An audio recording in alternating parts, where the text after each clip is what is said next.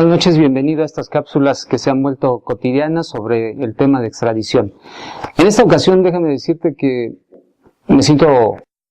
un poco contento porque ya han llegado las primeras peticiones para que hablemos sobre temas que han escogido las personas que me han hecho el favor de ver algunos videos. En relación a estas peticiones, pues me piden que hable sobre algunos personajes importantes o algunos personajes sobresalientes, y sobre todo me han pedido que hable sobre el tema de Florence Cassés. Desde luego que en el tema de ella es complicado hablar en términos generales o profundos sobre su situación. Yo quisiera más bien plantear un poco los antecedentes y posteriormente aterrizar en lo que a nosotros corresponde, que es analizar si en su caso pudo haber existido extradición o pudo no haber existido extradición. Para ello vamos a considerar la petición que en su momento existió a cargo del presidente de Francia, Nicolas Sarkozy, al entonces presidente de México, Felipe Calderón. Pero me parece conveniente establecer un poco antecedentes del caso para que nos podamos ubicar en relación a lo que posteriormente vamos a abordar y que finalmente vamos a aterrizar. En el caso de Florence Cassés, y como antecedentes, tenemos que ella llega a nuestro país en el año 2003 y llega con la idea que tienen incluso muchos extranjeros, que en nuestro país es fácil, sobre todo para ellos, ir subiendo de posiciones, ir escalando de posiciones y poder prosperar.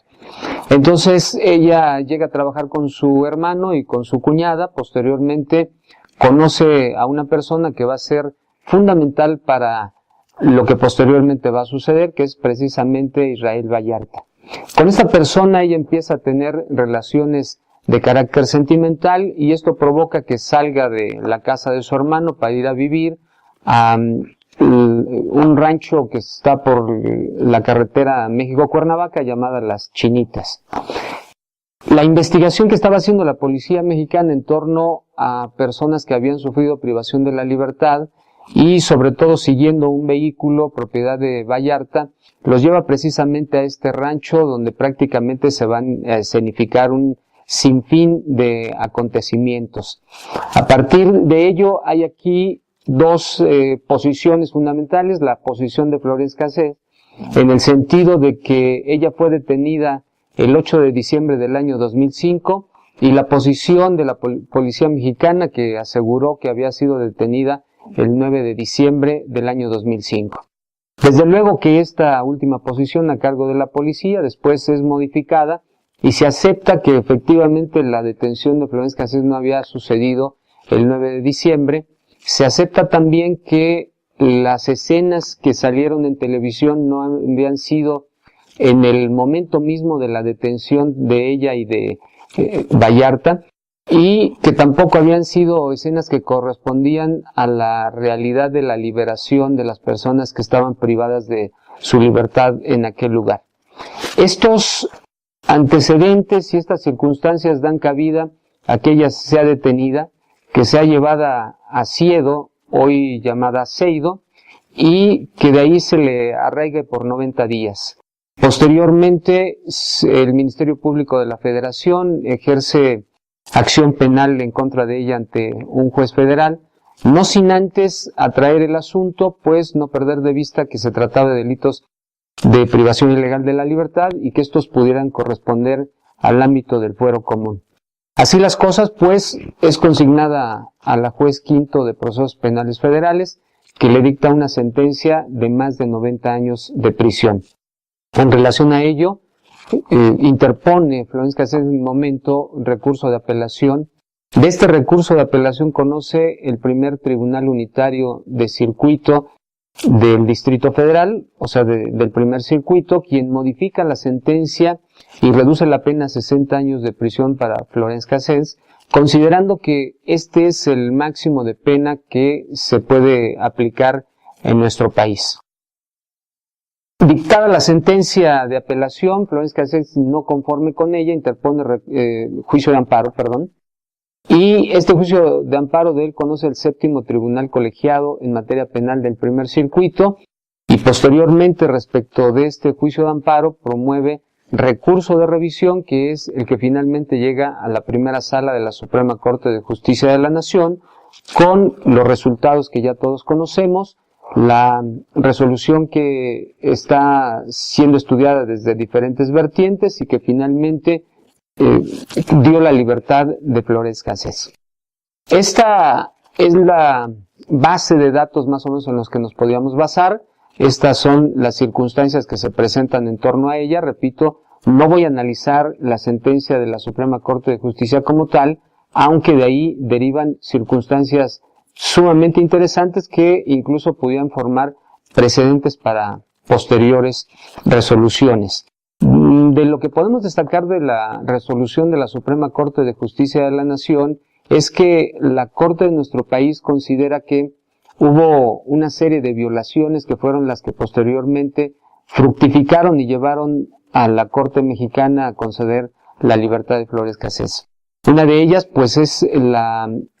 violación o la no atención del artículo 36 de la Convención de Viena sobre relaciones consulares. Este artículo establece que todas las personas que son detenidas, pues, tienen que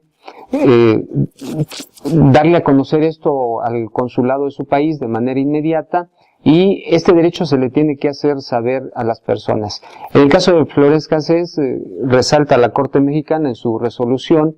que pasan una serie de horas, aproximadamente 35, en las que sucede una serie de violaciones a los derechos fundamentales de Flores Cassés. Y otras circunstancias, precisamente la violación al artículo 16 de la Constitución, este artículo que indica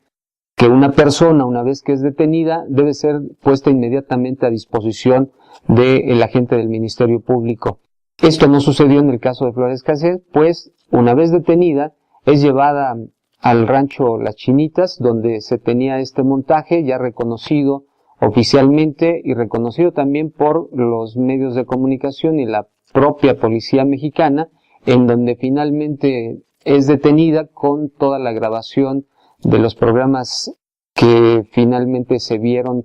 por las dos televisoras más importantes de este país. Así las cosas, también se resalta en la resolución de la Suprema Corte de Justicia de la Nación, y esto me parece un factor interesantísimo para posteriores casos, la violación al principio de presunción de inocencia. La Corte por lo menos destaca que uno de estos matices de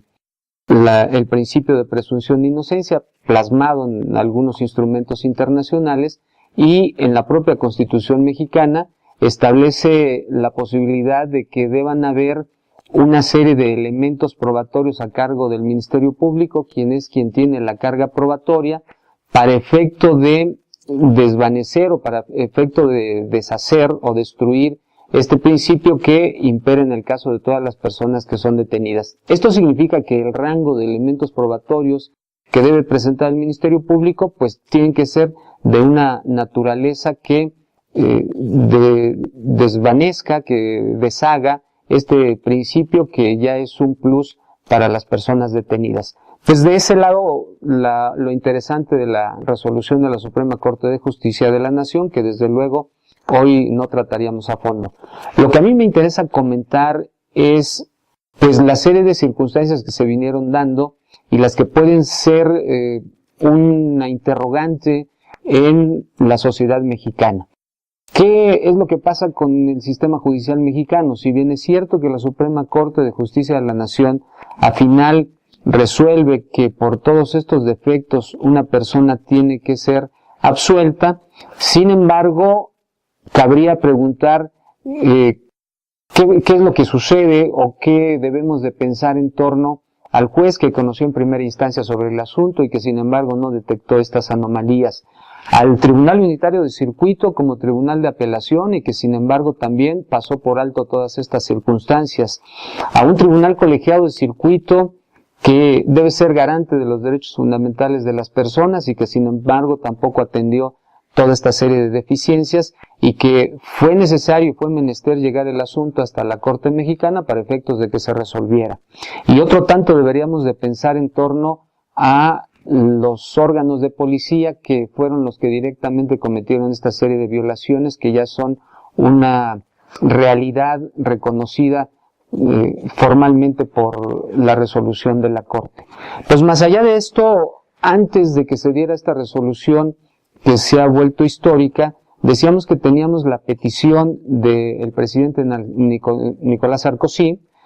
que le endereza al presidente Felipe Calderón. Esto para mí es muy significativo porque el presidente Nicolás Sarkozy realiza esta solicitud de entrega de Florence Cassés al gobierno francés para que ella cumpliera la sentencia de 60 años impuesta por el gobierno mexicano, en razón de que Francia consideró en su momento que era una resolución que había quedado firme, es decir, una resolución que había alcanzado el rango de cosa juzgada. Y sin embargo, es posterior a esta solicitud de Nicolás Sarkozy que se da esta resolución de la Suprema Corte de Justicia de la Nación que ahora estamos comentando. El presidente Felipe Calderón, al momento de negarse a entregar a Florence Cassés, también da por hecho que esta decisión de los juzgados mexicanos pues había quedado firme y había alcanzado también ese rango de cosa juzgada. Entonces quedaría la interrogante de saber si esa sentencia había alcanzado ese rango de cosa juzgada o si todavía podía ser menester de que fuera revisada por la Corte mexicana.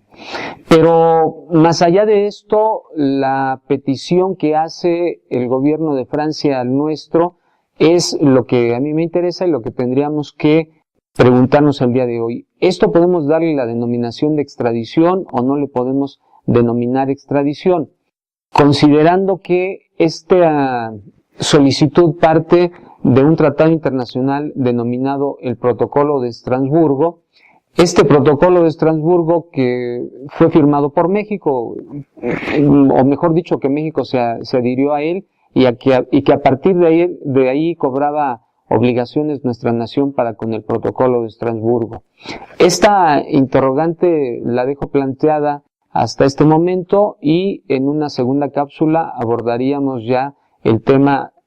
tal y como lo estoy planteando, con ya los comentarios en torno a si esto puede constituir extradición o si no puede